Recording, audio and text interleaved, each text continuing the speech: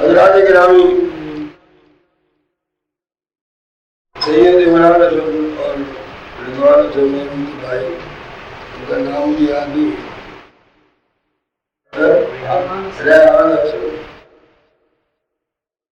آپ کو معلوم ہے کہ ان کے یہاں سال میں 3 محفلیں ہوتی ہیں،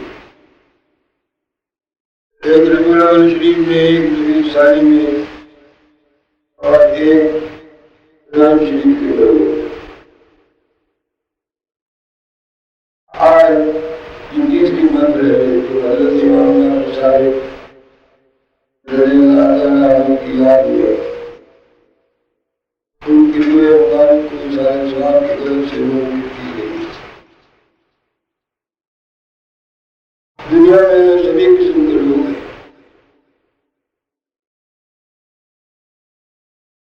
ایسے لوگ بھی ہیں جو حقیقت کو جان بوجھ کر یہ ان کی ان سے باطن کی دلیل ہے، ان کا باطن جو ہے وہ صحیح نہیں،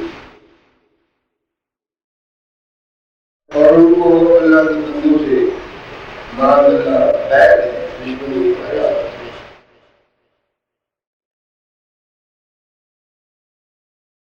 کوئی روایت آج جب کراچی میں خاص طور پر ایک مقرر غریب الدین کا توتی بول رہا تھا، بڑی شہرت تھی اس کو، بڑے بڑے اجتماع ہوتے تھے، لیکن وہ حقیقت میں خاکی جس کو آل اور اولاد بغیر بیت رسول سے کوئی تعلق نہیں۔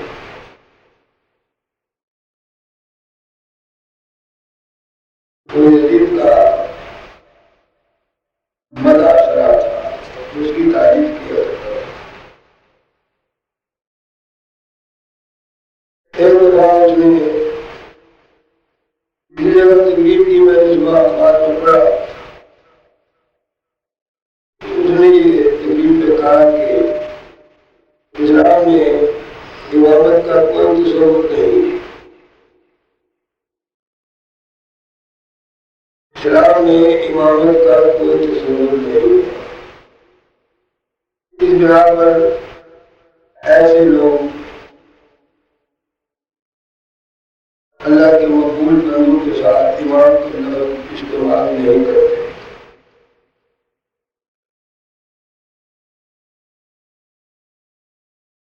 آج بھی اس پاکستان میں کیا دنیا بھر میں ایسے لوگ موجود ہیں جو حضرت حسین کہہ دیتے ہیں، حضرت حسین کہہ دیتے ہیں، حضرت حسن کہہ دیتے ہیں،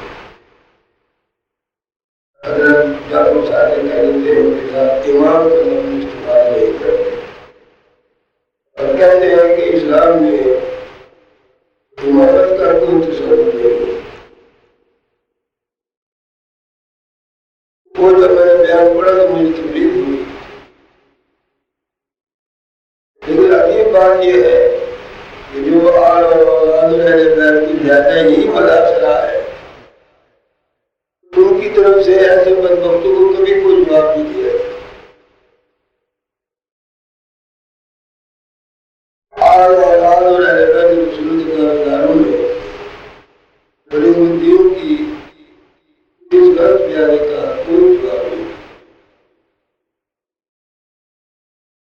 اور مجھے ایک دفعہ ایک شیعہ عالم جس کا انتقال ہو گیا ہے،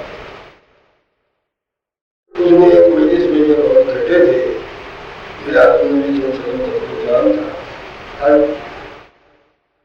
مرتبہ پھر دو علماء بلائے گئے تھے، اس نے مجھے یہ کہا تھا کہ مجھے مسلم نے جب یہ کہا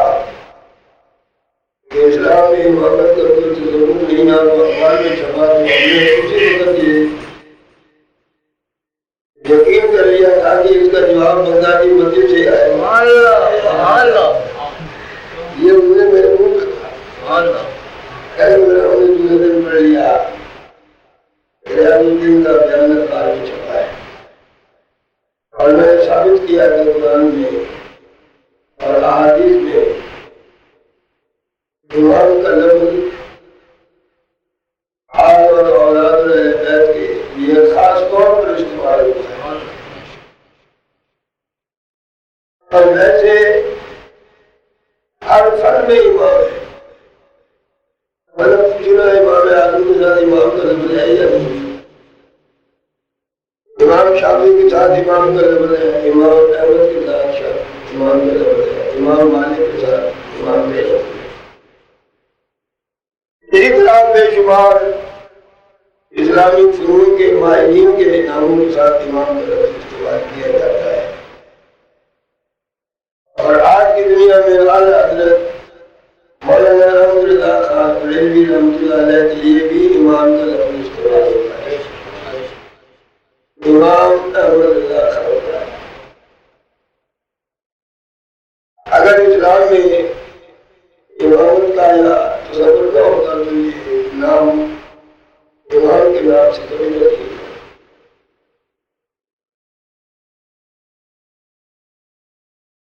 ایک دفعہ وہ medical college down medical college, وہاں یوم حسین منایا گیا اور مجھے بھی بلایا گیا تھا۔ وہاں میں نے ثابت کیا قرآن کی آیات سے کہ امام کا لفظ قرآن استعمال کرتا ہے۔ اگر آل اولاد اور اہل بیت رسول امام نہیں تو پھر اور کون امام؟ اور اس کی سب سے پہلی دلیل یہ ہے، سورہ بقرہ میں اللہ تعالیٰ نے حضرت ابراہیم علیہ السلام کو ذکر کیا ہے۔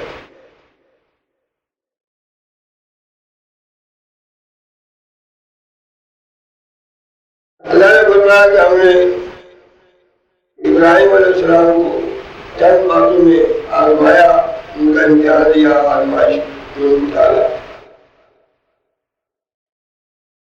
اور وہ اس آزمائش میں پورے اترے۔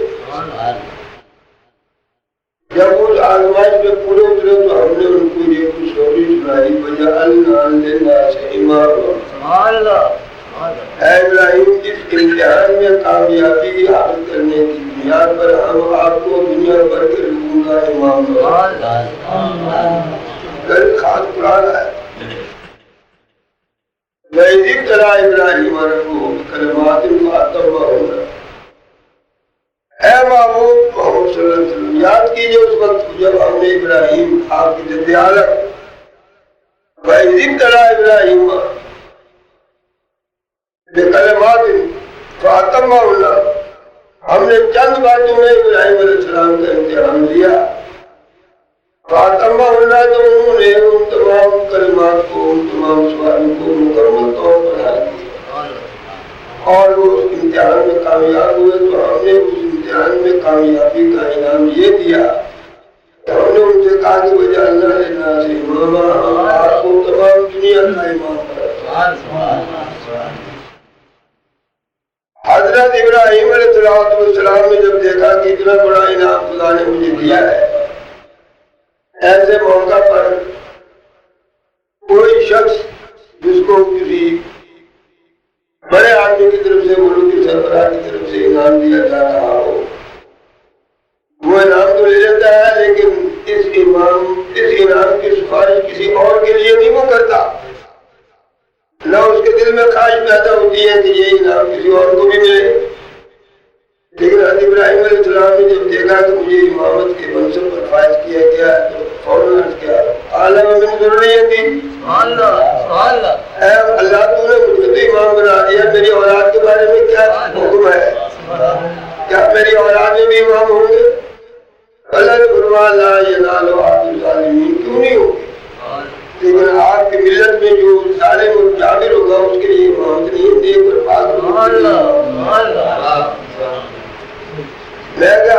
امام حضرت حضور اکرم صلی اللہ علیہ وسلم حضرت ابراہیم علیہ السلام کی اولاد میں سے ہے، اور حضرت حسین امام اس لیے کہلاتے ہیں کہ حضور اکرم صلی اللہ علیہ وسلم کے نواسے ہیں، اور یہ ملت ابراہیمی ہے لیکن امت محمد مصطفیٰ ہے۔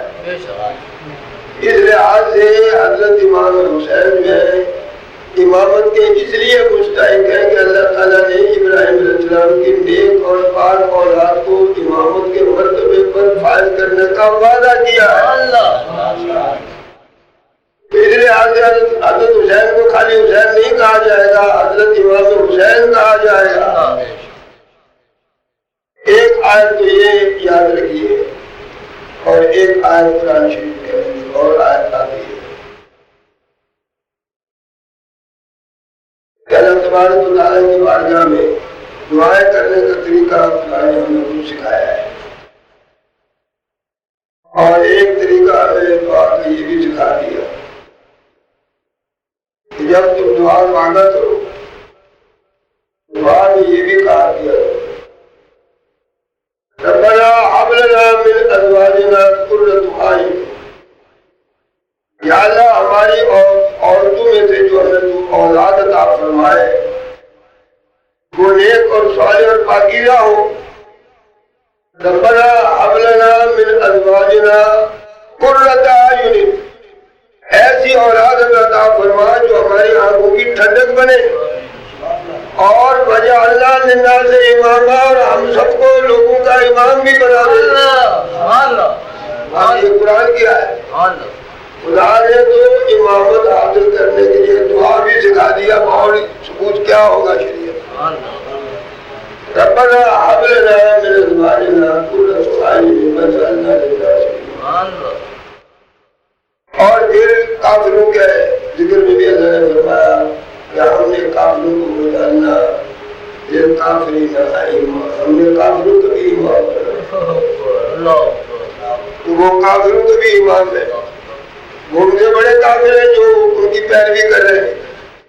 اور پھر سورہ طٰہٰ میں فرمایا کل اناس ندعو بامامہم، قیامت کے دن جب لوگ میری بارگاہ میں آئیں گے تو سب لوگ اپنے اپنے اماموں کے ساتھ آئیں گے۔ یوم ندعو کل اناس بامامہم، یہ قیامت کے دن ایسا ہوگا کہ لوگ پارٹی کو بڑے بڑے گروہ ہوں گے، لیکن رہنمائی کرنے والے مقتدا اور ان کی قیادت کرنے والے اس قوم کے امام ہوں۔ تو امام کا تصور یا امامت کا تصور قرآن میں موجود ہے، حدیث میں موجود ہے۔ یہ کہنا اسلام میں امامت کا کوئی تصور نہیں ہے، یہ بہت بڑی بشارت ہے اور قرآن کی آیات کا انکار۔ اس لیے حضرت جعفر صادق رضی اللہ تعالیٰ عنہ کا امام خلیفہ استوار ہوتا ہے، کیونکہ آپ حضور اکرم صلی اللہ علیہ وسلم کی آل اور اولاد ہیں۔ آج کی مجلس جو ہے سیدنا امام جعفر صادق رضی اللہ تعالیٰ عنہ کے وجہ ان کی زندگی کے چند اہم واقعات آپ سوال فرمائے کہ آپ کو اللہ تعالیٰ نے کس مرتبے پر فائز کیا تھا، آپ کیسے متقی تھے، کیسے پرہیزگار تھے، خشیت الہی ان کی دل میں کیسی تھی، کیسی عاجزی تھی، کیسی انکساری تھی، کیسے اللہ تعالیٰ کے وہ محبوب تھے، کیسے عبادت گزار تھے، کیسے خدا سے ان کو خدا کا خوف ان کے دل میں بسا ہوا۔ ایسے ہی لوگ تمام امت کے امام کہلاتے ہیں، کیونکہ وہ ہم سب ہمارے رہنما امام ہی ہوتا ہے۔ امام جعفر صادق کے بارے میں لکھا ہے کہ دین کے اثرات اور رموز اور دین کی باریکیاں اور معرفت کی باریکیاں، نبوت کی باریکیاں سمجھنے میں حضرت امام جعفر صادق سب ہی کے امام تھے۔ بہت بڑے عالم تھے، بہت بڑے فقیہ تھے، بہت بڑے عالم ربانی تھے۔ یہ شاید آپ کو معلوم نہیں ہے، حضرت امام ابو حنیفہ رحمۃ اللہ علیہ کے سوتیلے باپ بھی ہیں، کہ امام اعظم ابو حنیفہ کی والدہ نے نکاح ثانی کیا تھا امام جعفر صادق کے ساتھ ہی ہے۔ یہ فتاوی عالمگیری کے دیوارچی کے اندر لکھا ہوا ہے۔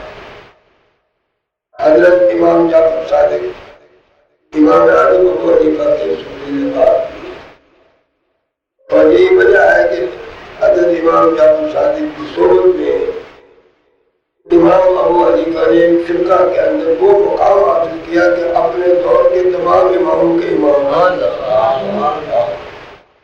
تمام اماموں کے امام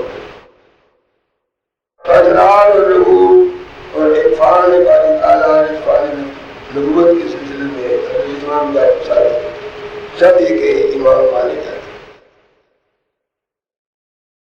ایک دفعہ حضرت داؤد طائی رحمۃ اللہ تعالیٰ علیہ جو بہت اپنے زمانے کے معروف اولیاء کاملین میں ان کا شمار ہوتا ہے،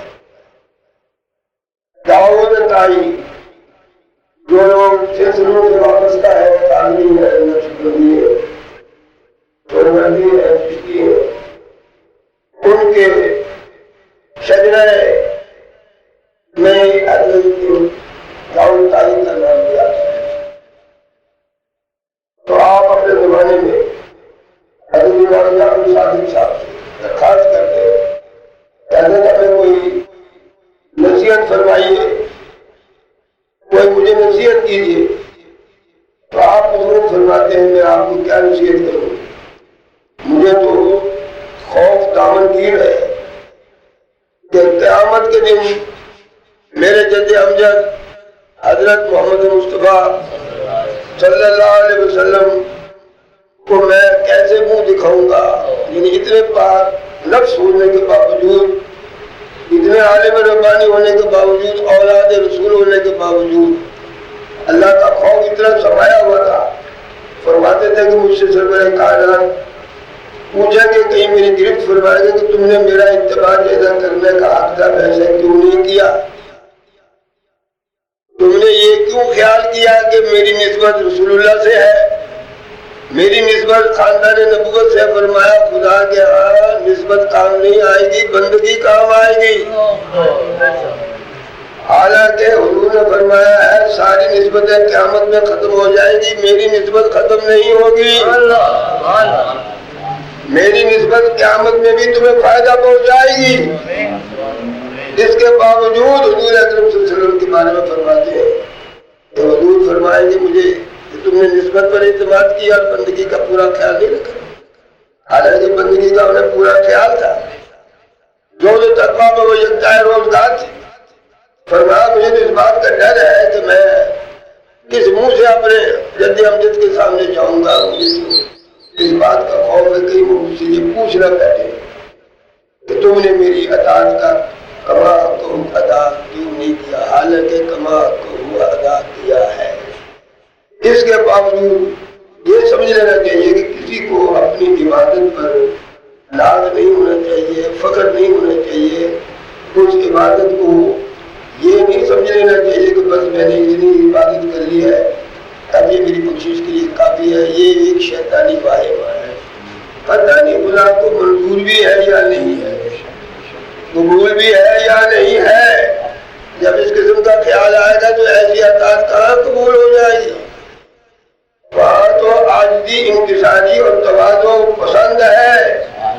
سب کچھ کرنے کے باوجود یہ کہنا ہے کہ میں کچھ نہیں کر سکا، میں نے کچھ نہیں کیا۔ اللہ کی عبادت کما کو کوئی نہیں کر سکتا، اسی لیے حدیثوں میں آتا ہے معرفنا کا کمال کرے اے ہمارے پروردگار جو تیرے پہچاننے کا حق تھا ہم نے ایسا تجھے نہیں پہچانا، یہ صحیح ہے۔ ماں شکرنا کا حق کا شکرے کا، جیسا تیرے نعمتوں پر تیرا شکر کرنے کا حق تھا ہم نے ایسا شکر ہی نہیں ادا کیا تیرا۔ اور اسی طرح فرمایا معرفنا کا حق کا معرفت کا، ہم نے تجھے ایسا نہیں پہچانا جیسے پہچاننے کا حق تھا۔ تو انسان کو ہزار عبادت کے باوجود اپنی عبادت کو ناقص ہی سمجھنا چاہیے۔ اگر وہ سمجھے کہ میں بہت کچھ کر رہا ہوں، کچھ نہیں کر رہا ہے، ایسی عبادت خدا کے ہاں نہیں اور طرف آئے. حضرت امام جعفر صادق نے ایک دن اپنے تمام غلاموں کو جمع کیا اور فرمانے لگے دیکھو بھائی یاد رکھو تم بظاہر میرے غلام ہو میں تمہارا آقا ہوں. اگر تم میں سے کسی میرے غلام کو اللہ تعالیٰ اپنے خاص کرم سے بخش دے تو میرے لیے بھی سفارش کرنا بخشش کی. ایک غلام سے آپ کہہ رہے کہ اگر اللہ تعالیٰ تم میں سے کسی کو بخش دے معاف کر دے تو میرے لیے بھی سفارش کرنا ہے. خواجہ اعظم بصری نے ایک دفعہ خانہ کعبہ کے گرد ایک شخص کمبل پوش کو سجدے میں پڑا ہوا دیکھا جو بری طرح سے رو رہا تھا, آوازاری کر رہا تھا, نالا و فریاد کر رہا تھا.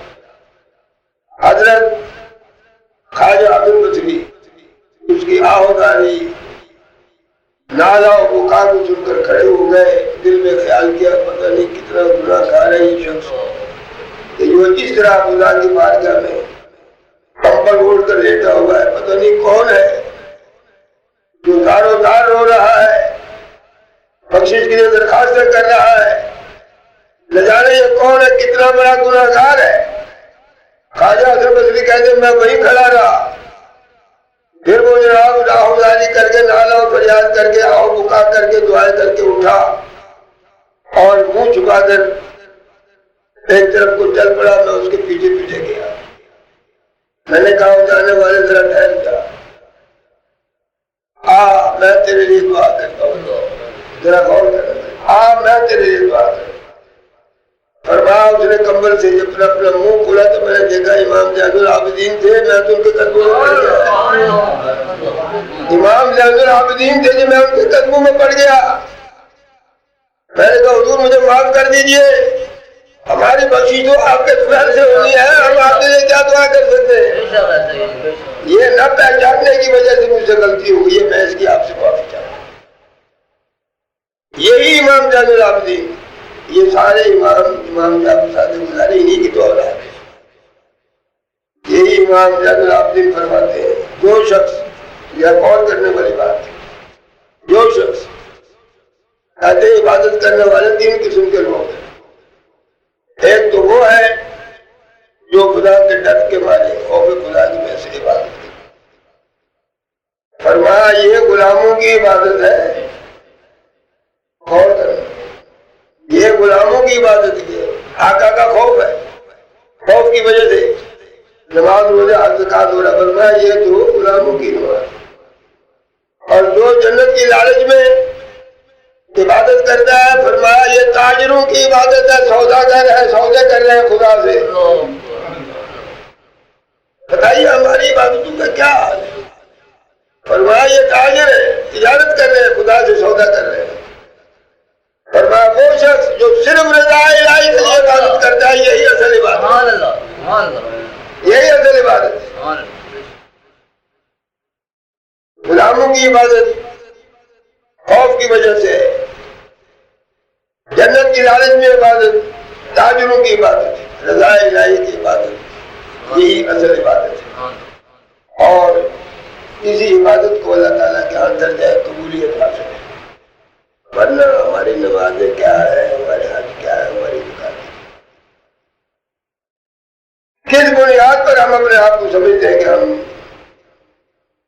عبادت گزار ہیں, متقی ہے, پرہیزگار. سزا قسم کی خرابیاں نقائص ہمارے اندر موجود ہے. ہماری عبادت ناقص ہے. ماں بدلا کا عبادت, ہم وہ عبادت تیری نہیں کر سکے جو تیری شان کے لائق کون کر سکے. جب حضور یہ فرماتے ہیں اور ہم اور آپ کس قدار شمار ہیں.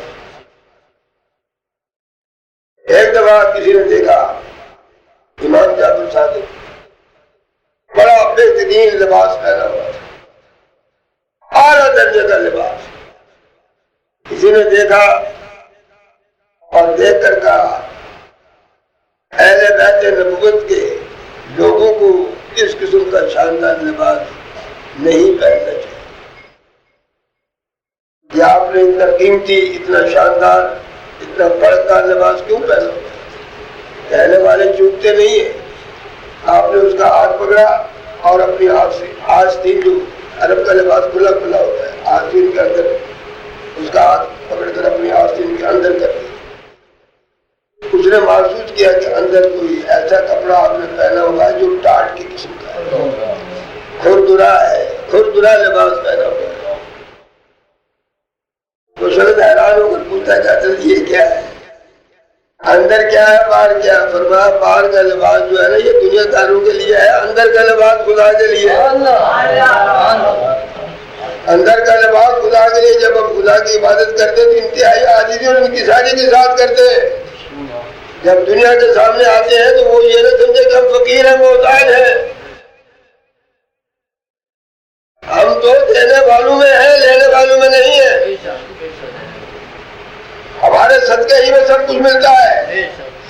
فرمایا یہ اندر والا لباس جو ہے یہ اللہ تعالیٰ کے لیے میں نے پہنا ہوا ہے، اور یہ باہر کا لباس دنیا داروں کے لیے، تاکہ کوئی ہمیں غریب اور محتاج دینے کی کوشش. مجھے تو حیرت ہوتی ہے، صحابہ کرام کے حالات بھی میں نے پڑھے. ملتان کے اندر میں جب گیا تھا وہاں ایک کتاب کی میں نے اٹھائی، وہ تمام دلیل القدر صحابہ کے فضائل سے. اس میں ایک واقعہ میں نے پڑھا. عامر بن سعید ایک صحابی تھے، عامر بن سعید. اب یہ بڑا تفصیل میں بھی لمبا ہو جائے گا کہ یہ عامر بن سعید کون تھے، تھوڑی اس بات. ایک صحابی حضرت عمر رضی اللہ تعالیٰ عنہ کا دور خلافت تھا اور آپ نئے نئے مسند خلافت پر جلوہ افروز ہوئے تھے. عامر بن سعید امیر المومنین حضرت عمر رضی اللہ تعالیٰ عنہ کی بارگاہ میں حاضر ہوئے اور انہیں ایک مشفق دوست کی حیثیت سے نصیحتیں کرنے لگے کہ دیکھیے آپ کے اوپر بہت بڑی ذمہ داری پڑ گئی ہے، اب اس ذمہ داری کو آپ نے نبھانا ہے.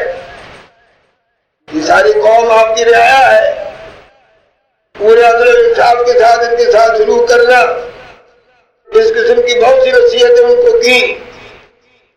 وہ فرمانے لگے یہ تو بڑا مشکل ہے، اتنی بڑی ذمہ داری مجھ پر ڈال دی گئی ہے، اب میرا ہاتھ بڑھاؤ، میرا ہاتھ بھی بڑھاؤ. میں تمہیں حمص کا گورنر کرنا چاہتا ہوں، تم کو حمص کا گورنر بنا کر بھیجنا چاہتا ہوں. قبول کرو اس عہدے کو اور میری مدد کرو. اس نے کہا مجھے اس امتحان میں نہ ڈالے. حضرت فرماتے اتنی بڑی ذمہ داری مجھ پر ڈال دی، میں نے تو انکار نہیں کیا، تجھے گورنر بنا رہا ہوں تو انکار کر رہا، تجھے یہ ماننا پڑے گا، تجھے یہ کام کرنا پڑے گا. میں بحیثیت امیر المومنین کے تجھے حکم کرتا ہوں. تو وہ اس کا گورنر بن کے چلا. عامر بن سعید کیا کر سکتے تھے؟ امیر المومنین کا حکم تھا، حمص کے گورنر بنا دیے. کچھ عرصے کے بعد حمص ایک شہر ہے جو حدود اسلامیہ میں بہت بڑا شہر تھا یا صوبہ تھا. وہاں کے ایک وفد ملنے کے لیے امیر المومنین کی خدمت میں حاضر ہوئے. اس وفد سے امیر المومنین عمر بن خطاب نے کہا کہ آئندہ جب تم آؤ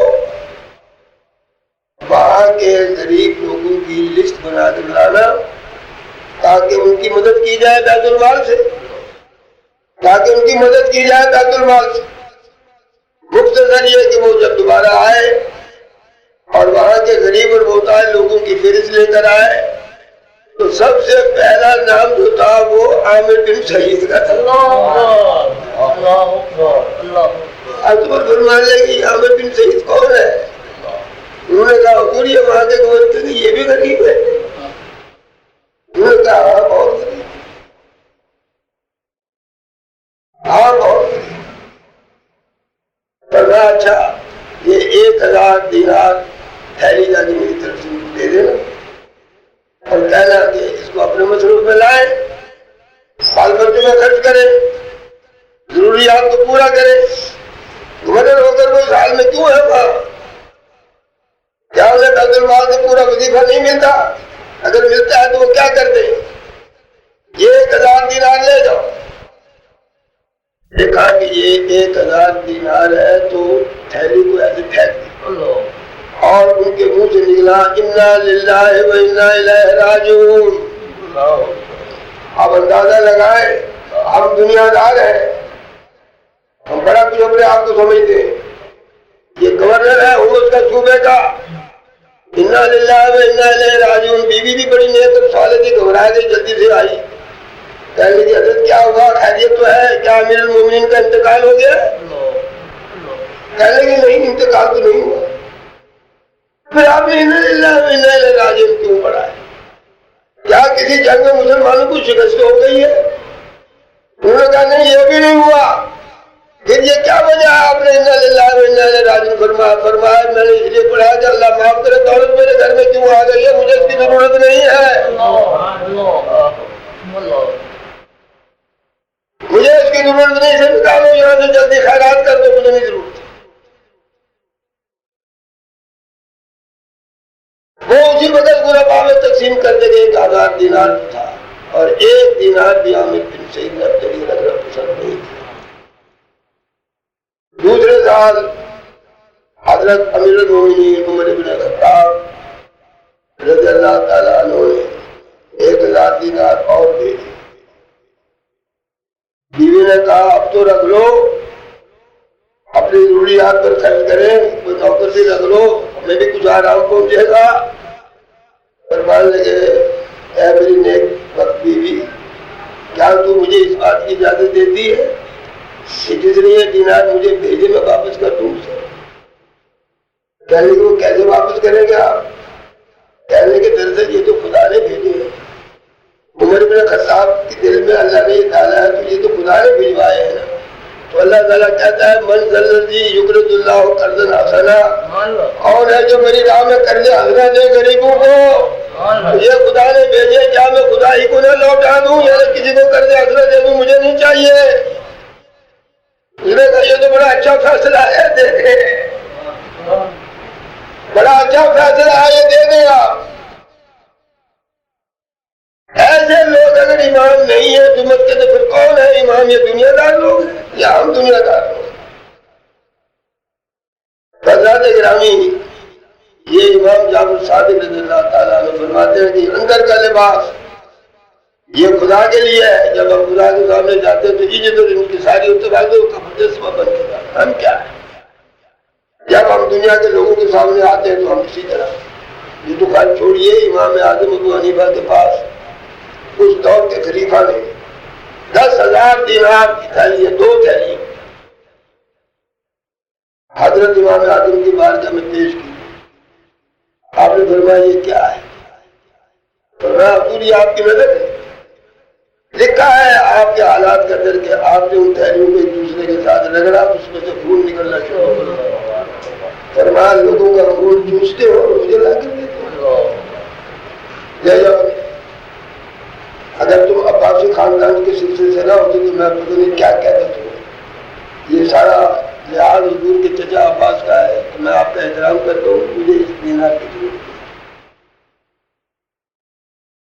آج کل ہمارے مشاہد میں، ہمارے صوفیہ میں، ہمارے علماء میں، اللہ تعالیٰ معاف کرے، شاید ہی کوئی ایسا آدمی ہو جسے دنیاوی لالچ نہ ہو۔ مولانا نور رحمۃ اللہ علیہ نے ایک عجیب بات لکھی ہے،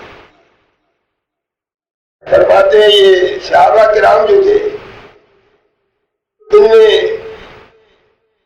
حافظ بہت کم تھے، قرآن حفظ کرنے کی طرف ان کی توجہ نہیں تھی، اس لیے نہیں کہ وہ معاذ یاد نہیں ہوتا تھا یا ان کا حافظہ کمزور تھا، فرمایا یہ بات نہیں ہے، اصل میں بات یہ ہے کہ وہ ایسے صحابہ تھے جو 8-10 آیتیں یاد کرتے تھے، اور جب تک ان 8-10 آیتوں کے اسرار و رموز اور احکام اور مسائل انہیں خوب اچھی طرح یاد نہیں ہو جاتے تھے، اس سے آگے بڑھتے ہی نہیں۔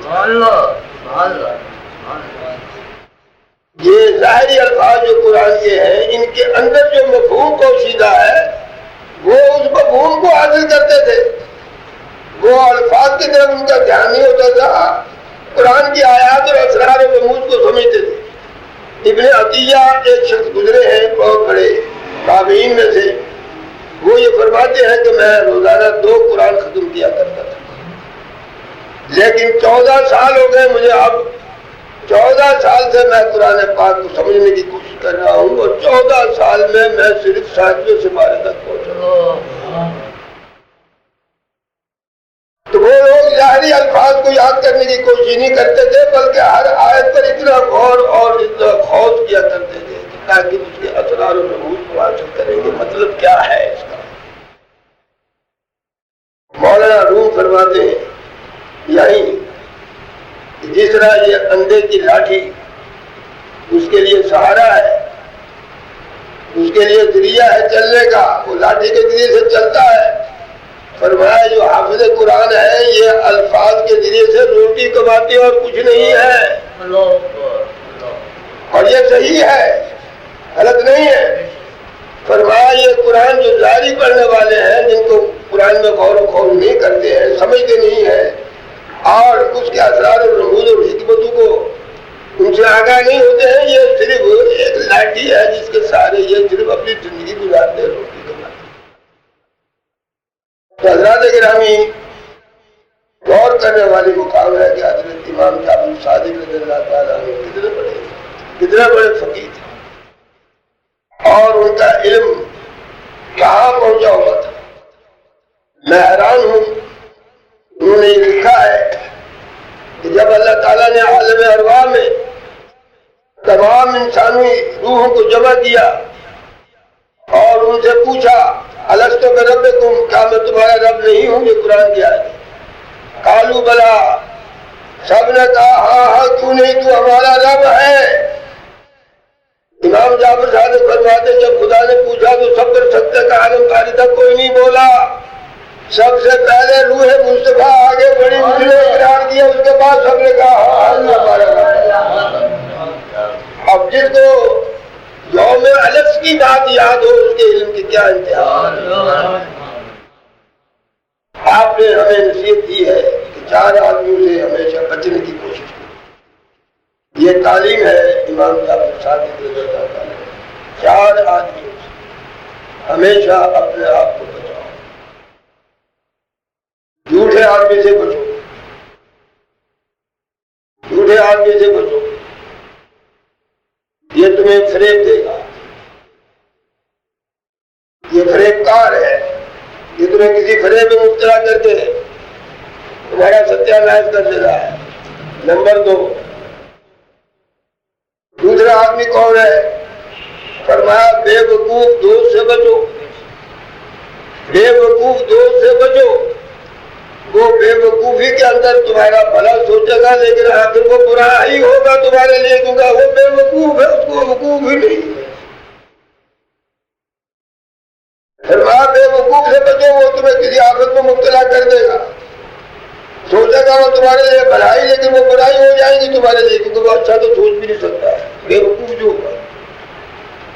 اسی طرح فرمایا بخیل سے بچو، جو شخص بخیل ہے اللہ نے اس کو دیا ہے، اپنی حیثیت کے مطابق وہ خیرات کر سکتا ہے، اپنی حیثیت کے مطابق غریب اور محتاجوں کی مدد کر سکتا ہے، مگر نہیں کرتا ہے، یہ تمہیں کسی آفت میں مبتلا کر دے گا۔ اور اسی طرح فرمایا بزدل سے بھی بچو، بزدل جو ہے وہ ایک لقمے کے عوض میں تمہارا ساتھ چھوڑ سکتا ہے۔ یہ امام جعفر صادق کی تعلیمات کے اندر ہے، ایک لقمے کے وہ تمہارا ساتھ چھوڑ سکتے، زیادہ ان لوگوں کے ساتھ یارانہ دوستانہ مت، جھوٹے کے ساتھ، بزدل کے ساتھ، بخیل کے ساتھ اور بے وقوف کے ساتھ۔ حضرت امام جعفر صادق رضی اللہ تعالیٰ عنہ کی خدمت میں ایک دفعہ شقیق بلخی رحمۃ اللہ علیہ، یہ ایک بلخ کے بہت بڑے درویش تھے، یہ حاضر ہوئے اور انہوں نے حضرت امام جعفر صادق سے پوچھا کہ حضرت یہ فتوت کیا چیز ہے؟ یہ ایک تصوف کی اصطلاح ہے، جسے ہم فتوحات کہتے ہیں۔ فتوت کیا چیز ہے؟ اللہ تعالیٰ کے جو خاص خاص بندے ہیں ان کو فتوحات ہوتی ہیں. وہ فتوحات کیا کوئی ملک نہیں فتح ہوتا، کیونکہ وہ دین کی خدمت میں مصروف رہتے ہیں، اسلام کی خدمت میں مصروف رہتے ہیں، بندگان خدا کی رہنمائی میں مصروف رہتے ہیں، کتابیں لکھنے میں مصروف رہتے ہیں، کتابوں کی تعلیم میں مصروف رہتے ہیں، درس و تدریس میں مصروف رہتے ہیں. وہ دنیا میں کاروبار کر نہیں سکتے، ان کے ذمہ کام ہی یہی ہے. لہذا اللہ تبارک و تعالیٰ ان کو غیب سے دیتا ہی رہتا ہے، ان کے پاس آتا ہی رہتا ہے. تو حضرت امام جعفر صاحب سے جب پوچھا گیا تو آپ نے فرمایا پہلے یہ بتاؤ بلد کے فقراء کا کیا حال ہے. شقیق بلخی نے کہا بلد کے فقراء کا یہ حال ہے کہ مل جاتا ہے خدا کا شکر ادا کرتے ہیں، نہیں ملتا ہے تو صبر کرتے ہیں، مانگتے نہیں کسی سے. مل جاتا ہے تو خدا کا شکر کرتے ہیں، نہیں ملتا ہے تو صبر کرتے ہیں.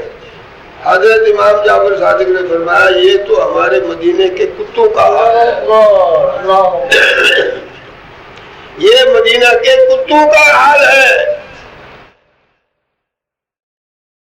کہ کتوں کا بھی یہی حال ہے کہ مل جاتا ہے تو کھا لیتے ہیں، نہیں ملتا ہے تو بیٹھے رہتے ہیں، کسی سے مانگتے تھوڑا. فرمایا یہاں کے فقراء کا یہ حال ہے کہ مل جاتا ہے تو خیرات کرتے ہیں، نہیں ملتا ہے تو صبر کرتے ہیں. مل جاتا ہے تو خیرات کرتے ہیں، نہیں ملتا ہے تو. حضرت داؤد طائی کا ذکر میں نے آپ کو سنایا تھا. بڑی حیرت ہوتی ہے کہ حضرت داؤد طائی رحمۃ اللہ علیہ کو باپ کے انتقال کے بعد 20 دینار ورثہ میں ملے. جیسے مال میراث تقسیم ہوتا ہے تو داؤد طائی کے حصے میں 20 دینار یا 20 درہم آئے. یہ 20 دینار یا 20 درہم 20 سال میں خرچ ہوئے. 20 سال میں خرچ کیے انہوں نے. مطلب یہ تھا کہ کسی سے سوال کرنے کی ضرورت نہیں. بھوک اور ننگ کو انہوں نے برداشت کیا، اور یہ بھوک اور ننگ ان کے لیے مصیبت نہیں بنی بلکہ ان کے لیے خدا کے قریب جانے کا ذریعہ بنا، اللہ کی رضا حاصل کرنے کا ذریعہ بن گیا. خدا نے ان کو اتنا صبر دیا کہ ان کو ضرورت کبھی محسوس نہیں. یہ فقر اور محتاجی ان لوگوں کو تنگ کرتی ہے، ان لوگوں کو تنگ کرتی ہے فقر اور محتاجی کے جو دنیا دار قسم کے لوگ ہیں. اور جو اللہ والے ہیں وہ فقر اور محتاجی دونوں کو خدا کی طرف سے سمجھتے ہیں. باقی فقر میں بھی امتحان ہے، محتاجی میں بھی امتحان ہے، فارغ البالی میں بھی امتحان ہے. ہر لحاظ سے وہ امتحان ہی سمجھتے ہیں. حضور اکرم صلی اللہ علیہ وسلم سے مکہ کے کافروں نے کیا یہ نہیں کہا تھا؟ اور یہ وہاں پیر کے دن درس میں بھی یہ بات آئی کہ رسول کریم صلی اللہ علیہ وسلم سے مکہ کے ولید بن مغیرہ، نام یاد رکھیے، اس کی مذمت میں اللہ نے ایک ایسی آیت اتاری ہے جس میں اس کی 10 برائیاں بیان کی. یہ حضور کا بڑا دشمن تھا ولید بن مغیرہ. اس کی برائی میں سورہ نون کے اندر 10 ایک آیت ایسی اتری ہے جس میں اس کی 10 برائیاں بیان کی گئی ہیں. اور آخری برائی یہ ہے کہ محبوب اس بدبخت کو چھوڑیے، یہ ایسا ہے ایسا ہے ایسا ہے ایسا ہے ایسا ہے ایسا ہے اور یہ حرامی ہے.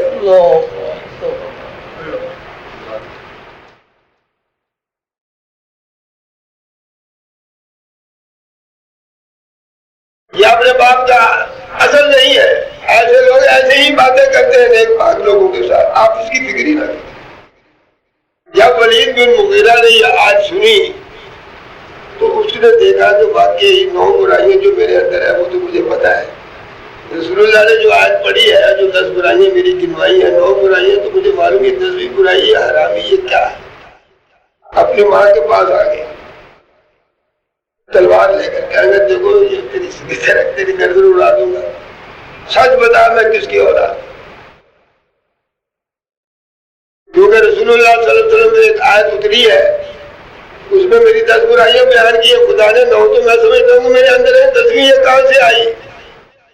ماں نے دیکھا کہ یہ مجھے ماری دے گا، کہنے کہ بیٹا تیرا باپ عورت کے قابل ہی نہیں تھا، میں نے کسی چرواہے کے ساتھ معاملہ کیا، تو فلاں چرواہے کی اولاد ہے۔ تو رسول اللہ صلی اللہ علیہ وسلم کو خدا تعالیٰ بتایا کہ یہ حرامی ہے، یہ دغا باز ہے، یہ فریب کار ہے، یہ جھوٹا ہے، وہ کان تراز ہے، جگہ جگہ ادھر ادھر آپ کے خلاف باتیں کرتے رہے، آپ اس کی باتوں کی پرواہ ہی نہ کریں۔ اور قرآن میں اللہ نے فرمایا کہ جب کبھی یہ مکہ کے مشرک اور کافر ولید بن مغیرہ جیسے، ابو جہل جیسے کوئی آیت دیکھتے ہیں، کوئی معجزہ دیکھتے ہیں تو پھر کیا کہتے ہیں؟ ولید بن مغیرہ نے کہا آپ نبی؟ انہوں نے کہا خدا کی طرف سے میں خدا کے رسول بن کر آیا ہوں۔ ولید بن مغیرہ نے کہا اگر نبوت واقعی کوئی شے ہے اور کسی کو مل سکتی ہے تو نبوت کا زیادہ حقدار تو میں ہوں، کہ عمر میں بھی آپ سے بڑا ہوں اور مال و دولت میں بھی آپ سے بڑا ہوں، آپ عمر میں مجھ سے چھوٹے ہیں، مال و دولت آپ کے پاس نہیں، آپ پر نبوت کیسے آ گئی؟ اندازہ لگایا یہ حضور کے سامنے باتیں۔ اللہ تعالیٰ نے قرآن میں اس کا جواب ہی فرمایا واللہ یختص برحمتہ من یشاء، یہ تو اللہ تعالیٰ جانتا ہے کہ کس کو نبی بنانا ہے یا نہیں بنانا ہے، مال و دولت یا جاہ و عظمت یا دبدبہ یا مال و دولت کی کثرت نبوت حاصل کرنے کا ذریعہ نہیں، یہ عطا الہی ہے، جس کو چاہے دے دے۔ اس کی نظر میں مکہ کا یتیم پسند آیا ہے، جس کا نہ باپ ہے نہ ماں ہے، نہ دادا ہے نہ چاچا ہے، ہم نے دنیا کی پرورش کے لیے اس کو رکھا نہیں، ہم خود اس کی پرورش کر رہے ہیں۔ ہم سمجھتے ہیں کہ نبوت کس کو عطا کرنی کس کو نہیں عطا کرنی، مال و دولت جاہ و عظمت دبدبہ نبوت حاصل کرنے کا ذریعہ نہیں ہے، اللہ تعالیٰ۔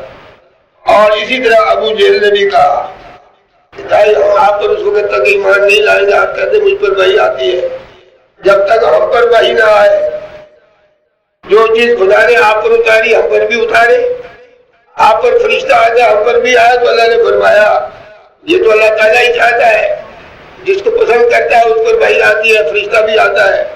ابو جہل پر کیوں آئے گا؟ ولید بن مغیرہ پر کیوں آئے گا؟ کیونکہ یہ وہ نبوت ہے، یہ وہ رسالت ہے جو محنت اور مشقت اور عبادت اور مجاہدے کے ذریعے سے حاصل نہیں ہوتی، یہ وہابی ہے، خدا کی عطا ہے، جس کو چاہتا ہے۔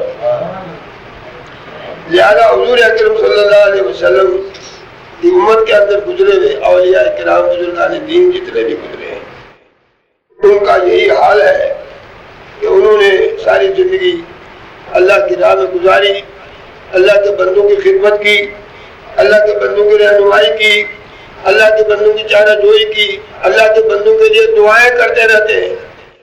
قرآن میں آتا ہے کہ دریا سمندر کی مچھلیاں بھی حضور کی امت کی مغفرت کی دعائیں مانگتی ہیں۔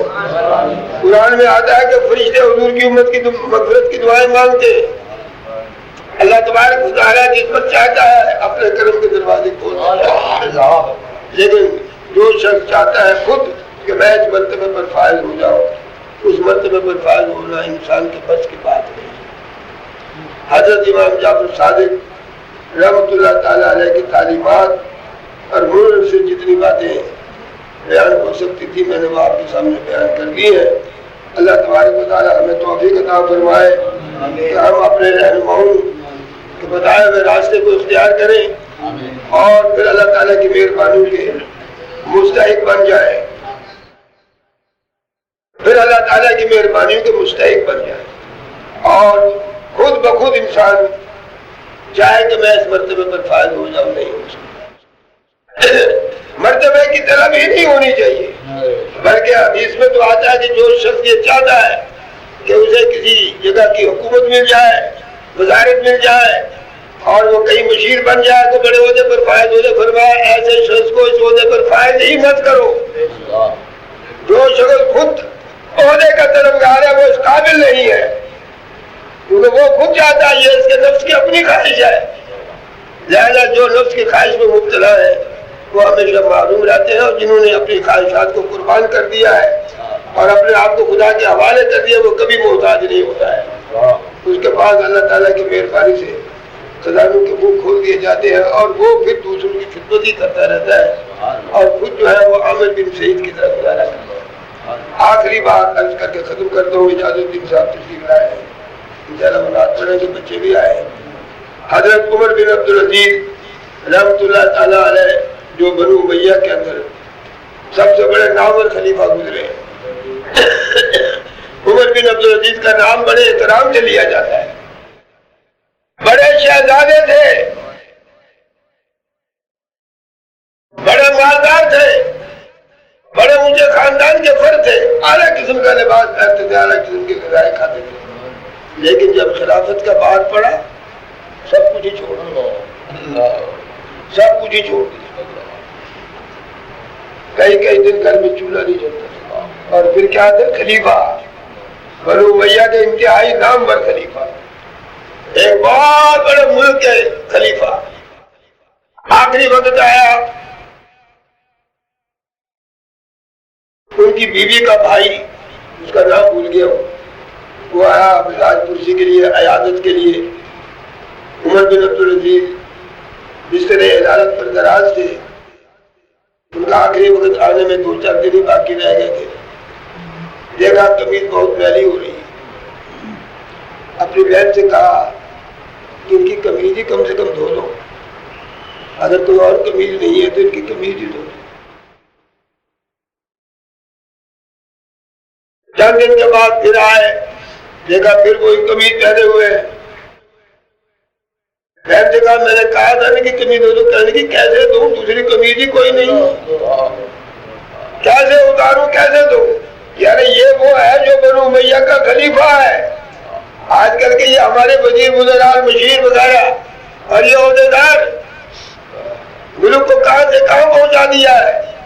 کسی کے دل میں نہ محبت ہے امت کی، نہ قوم کی، نہ ملک کی، جو آتا ہے اپنا پیٹ بھرتا ہے اور پھر جو انجام ہوتا ہے وہ آپ کے سامنے ہے۔ افسوس تو یہ ہے کہ اتنا برا انجام دیکھنے کے بعد بھی ہمیں کوئی عبرت حاصل نہیں ہوتی اور ہم پھر اسی عہدے پر فائز ہونا چاہتے ہیں۔ اللہ تعالیٰ سے دعا کریں خدا تعالیٰ کسی کا محتاج نہ فرمائے اور اس قابل رکھے کہ دوسروں کی خدمت کرتے رہے اور کسی سے اپنی خدمت نہ کروائے۔ اپنے خزانے سے دیتا ہے، اس کے دینے کے بڑے رنگ ہیں بھائی، اس کے دینے کے بڑے دروازے، مخلوق کا ایک دروازہ، خدا کے انگن دروازے۔ مخلوق کا دروازہ بند ہوتا ہے، جب وہ دروازہ کھولتا ہے تو پھر کوئی کمی رہتی ہی نہیں ہے۔ حضور اکرم صلی اللہ علیہ وسلم سے لوگوں نے کہا، مکہ کے لوگوں نے کہا کہ ہم آپ کو تب ایمان لائیں گے آپ اس پہاڑ کو سونا بنوائیں، خدا سے کہیں یہ سونا بن جائے، اگر یہ سونا بن جائے گا تو ہم فوراً آپ پر ایمان لے آئیں گے۔ حضور اکرم صلی اللہ علیہ وسلم کے دل میں خیال آیا، اب دل میں خیال آیا ہی تھا کہ خدا کی طرف سے وحی آ گئی، اے محبوب اگر آپ چاہتے ہیں ہم وہ پہاڑ کو سونا بنا دیتے ہیں، ہمارے لیے کیا مشکل ہے؟ میں کہتا ہوں اللہ والوں کے لیے اللہ تعالیٰ نے مشکل ہی رکھا ہے۔ بابا فرید شکر گنج رحمۃ اللہ علیہ کا ایک واقعہ میں نے ایک جگہ سنا، کسی عالم کے منہ سے۔ ایک عورت آئی، اس نے کہا مجھے اپنی بیٹی کی شادی کرنی ہے، میرے پاس پیسہ نہیں ہے۔ بابا فرید نے فرمایا باہر سے مٹی کا ڈھیلا اٹھا لاؤ۔ وہی مٹی کا ڈھیلا اٹھا کے لے آئی، 3 دفعہ کل گولا پڑا، اس کا پھونکا وہ سونا بن گیا، یقیناً دیکھیے سونا بن گیا۔ فرمایا سونا لے جاؤ، شادی بھی کرو اور اپنے گھر میں بھی رکھو، خوب اچھا وقت گزرے گا۔ اب اس عورت نے دیکھا کہ 3 دفعہ کلو گلا پڑا تھا، چلو نسخہ بھی ہاتھ آ گیا، سونا بھی ہاتھ آ گیا۔ اب وہ گھر گئی، اس نے بہت سے مٹی کے ڈھیرے کے بن گئے، اب کلو گلا پڑھ کے دم کری، وہ مٹی کی مٹی ہی ہے۔ بڑی حیران ہوئی کہ انہوں نے 3 دفعہ کلو گلا پڑھا اور یہ مٹی سونا بن گئی۔ میں نے پڑھ کے جناب دم کیا، ہزاروں دفعہ مٹی کی مٹی رہی۔ بابا فرید صاحب کے پاس آئی، کہنے کی حضرت آپ نے 3 دفعہ کلو گلا پڑھا تھا، مٹی کا ڈھیلا آپ نے سونا بنا دیا، اور سونا میرے پاس اب تک موجود ہے اور میں نے مٹی کے ڈھیلے جمع کیے، 1000 مرتبہ کلو گلا پڑھ کے دم کے وہ مٹی کی مٹی رہی۔ فرمایا ٹھیک ہے، نسخہ تو ٹھیک ہے، زبان فرید کی نہیں ہے، زبان فرید کی نہیں ہے، زبان فرید کی نہیں ہے۔ اعلیٰ حضرت نے بھی لکھا ہے، اعلیٰ حضرت کی کتاب آپ کے ملفوظات جلد دوم کے اندر کہ جنید بغدادی رحمت اللہ علیہ کو کسی نے دیکھا ندی عبور کرنے کے لیے کشتی میں نہیں بیٹھے، پانی پر چل کر جا رہے، پانی پر ایسے چل رہے ہیں جیسے زمین پر چل رہے ہیں۔ اللہ اکبر۔ اس نے کہا حضور مجھے بھی ساتھ لے لے، مجھے بھی دریا کے پاس جانا ہے، ندی کے پاس جانا۔ فرمایا ٹھیک ہے میرے پیچھے پیچھے آؤ، یا جنید کہتے چلے آؤ۔ اب وہ یا جنید کہتا ہے، پانی تو وہ بھی چل رہا ہے۔ جب قریب پہنچا تو دیکھا کہ یہ تو یا اللہ کہہ رہے، مجھے کہتے ہیں یا جنید کو، اس نے بھی یا اللہ کہنا شروع کیا تو گھوٹے کھانا شروع کر دیا۔ جنید بغدادی نے پیچھے دیکھا، فرمایا بھائی یا جنید کون ہے؟ جب جنید کی زبان تمہیں مل جائے گی پھر تم چلو گے، پہلے تو وہ زبان تو پیدا کر لو۔ وہ زبان ایسے تھوڑی پیدا ہوتی ہے، ہم جگہ بعض جھوٹ چگلی فریب پتہ نہیں ہم کیا کیا اپنی زبان سے بک کرتے ہیں، ہماری زبان میں وہ تاثیر کہاں سے پیدا ہو جائے گی؟ حضور نے فرمایا یا اللہ اس کو پہاڑ کو سونا کر دے۔ اللہ نے فرمایا ہم کر دیتے، لیکن یہ بات دیکھ لیجیے، اتنا بڑا آپ کا معجزہ دیکھنے کے بعد اور ہماری قدرت دیکھنے کے بعد یہ لوگ اگر ایمان نہیں لائے، ہم مکہ کے تمام کافروں کو غرق کر دیں گے۔ کیا آپ چاہتے ہیں سب کو میڈیا میٹ کر دیا جائے، یا آپ ان کو مہلت دینا چاہتے ہیں؟ دیکھیے خدا کیسے بچا رہا ہے اور حضور کیسے بچوا رہے ہیں۔ اور اگر آپ چاہتے ہیں ہم سونا بنا دیتے، بن جائے گا سونا، لیکن آپ کی اتنی بڑی معجزہ دیکھنے کے بعد، ہماری کرامت دیکھنے کے بعد، ہماری قدرت دیکھنے کے بعد یہ لوگ ایمان نہیں لائے، ہم سب کو غرق کر دیں۔ کیا آپ چاہتے ہیں یا آپ ان کو مہلت دینا چاہتے ہیں؟ یہ مہلت اس لیے خدا دلوا رہا تھا کہ ان میں ابھی مسلمان ہونے والے لوگ تھے۔ حضور نے فرمایا پروردگار اس کو پہاڑی رہنے دے، ان کو غرق مت کر، ان کی پشتوں میں تیرے بندے نہیں پیدا ہونے والے۔ اللہ تعالیٰ سے دعا کرنی چاہیے کہ پروردگار ہمیں لالچی نہ بنائے، وکیل نہ بنائے، لئیم نہ بنائے، بغض نہ ہمارے دلوں کے اندر ہو، کینہ نہ ہو، چغلی نہ ہو، فریب نہ ہو، جھوٹ نہ ہو۔ پھر دیکھیے اللہ تبارک و تعالیٰ کی مہربانی سے کس طرح اس کی رحمت کے دروازے کھولتے ہیں۔ صلی اللہ تعالیٰ علیہ خیر خلقہ ونور عرشی محمد و آلہ و صحبہ وسلم۔